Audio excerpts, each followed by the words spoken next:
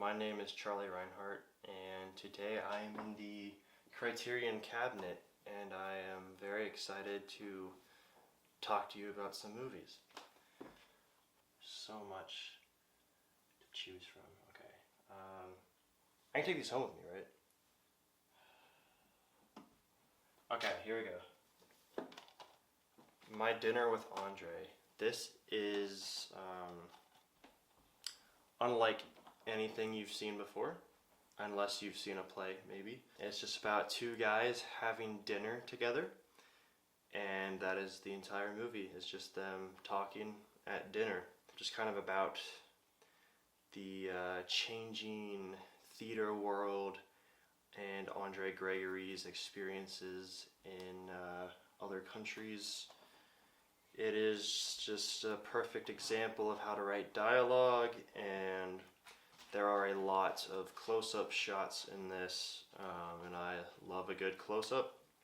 It's very entertaining, even though it's an hour and 40 minutes of guys talking. If you zone out, I think that's kind of the part of the experience, because how many times have you been at dinner and paid attention the entire time? So yeah, My Dinner with Andre is a great movie. Oh, I gotta, Oh, I wore the shirt. Yeah, this is a great documentary about a great artist. I was gonna say a great person, but I don't know how great of a person he is. A great documentary about a very weird person, and it's from the director of Ghost World, which is a great movie. This was produced by David Lynch, and it is just a well shot. It is kind of a typical documentary, I would say, but I mean, Crumb is in this movie like the entire time, basically. It's not just talking heads of other people, so it's very interesting to hear him talk, and just seeing the art in here alone is worth watching this documentary. But it is, I would recommend this to anyone, even if you have no idea who Robert Crumb is. I mean, I gotta go Wes Anderson. I'm not gonna pick my favorite Wes Anderson. I'm gonna pick the one that, I'm just gonna pick Bottle Rocket. This is, again, it's not my favorite Wes Anderson, but it was his first one, and I think, you need to start here in order to appreciate all of his movies, because this is very different than a lot of his other work, but it is one of the funniest movies I've ever seen, and it's still just entirely him. Even though there's not symmetrical shots all over the place, this is Wes Anderson. I think that's why this is so important, because you learn that Wes Anderson isn't just symmetrical shots. It is his characters, I would say, that make his movies, and just his hilarious dialogue. He co-wrote this with Owen Wilson. I would definitely suggest this. How many am I allowed to pick? I'm gonna pick two, but I'm gonna count them as one movie, because they were also released one title after the other. 1137 and 1138. This is Frownland by Ronald Bronstein and Daddy Longlegs by the Safdie brothers. Both of these are huge influences on me, mainly because of the cinematography. Sean Price Williams is my favorite cinematographer. He did cinematography for Frownland, and this is the most Sean Price Williams cinematography you will get. So I guess he didn't work on this, but this really looks like Sean Price Williams cinematography, and that's why I love Safdie brothers so much. They did work with Sean Price Williams twice, heaven knows what, in Good Time. But these are just kind of crazy stories in New York City. You might call them mumblecore. I don't know if these are 100% mumblecore, but they're definitely in that same vein. So I would say this is crazier than Frownland, if you can believe it. But both are just spectacles to look at. I mean, it's my favorite. Just, again, close-ups, grainy. Like this one you can barely even see.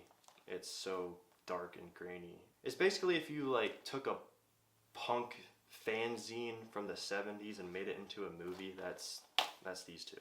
Both of these, yeah, have been huge inspirations for me, especially Daddy Longlegs. This was a huge inspiration for Chris Klein Eats a Hot Dog.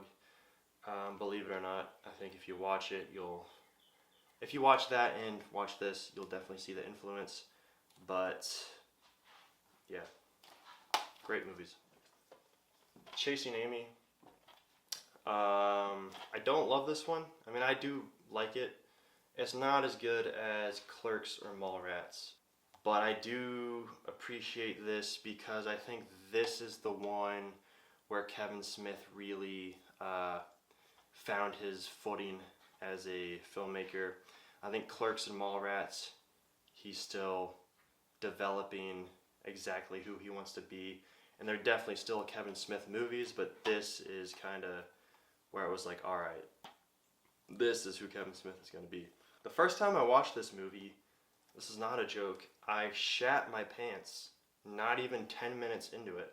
I thought it was a fart, and it wasn't. So I guess it was more of a shart, but still, poop ended up where it was not supposed to go. And that was, I think I've only seen this movie twice. So I've only seen it one time where I haven't pooped my pants. So maybe I should watch it again. Alright, I'm gonna do one more. It's so hard to choose. Okay. Alright, I gotta go. This Greg Araki's Teen Apocalypse trilogy. If you watch this from start to finish, even in 2 years, I mean, he grows as a filmmaker immensely. I mean, the style that was born in the Doom generation, I mean, there is no one else like Greg Araki, and I think these are really underappreciated for the writing. I think Nowhere is one of the greatest scripts I've ever heard. There's just so many quotes in there that I am constantly thinking about. And of course he uses all those like Slow Dive and Cocteau Twins songs. I love his music. Heresy opens up the Doom generation. Heresy by 9 Inch Nails. These are just some of the greatest movies of the 90s, and I think filmmaking changed entirely once this trilogy came out. Thank you for having me in the Criterion cabinet. Hopefully we'll make it to the big leagues next time and be in the Criterion closet. No, I'm not talking about the mobile closet. I want to be in New York City on a building that does not move. I want to be in that closet. I want to be where Bill Hader wore his house shirt and suggested Salo or whatever that movie's called. Thank you for having me, and in case I don't see you, good afternoon, good evening, and good night.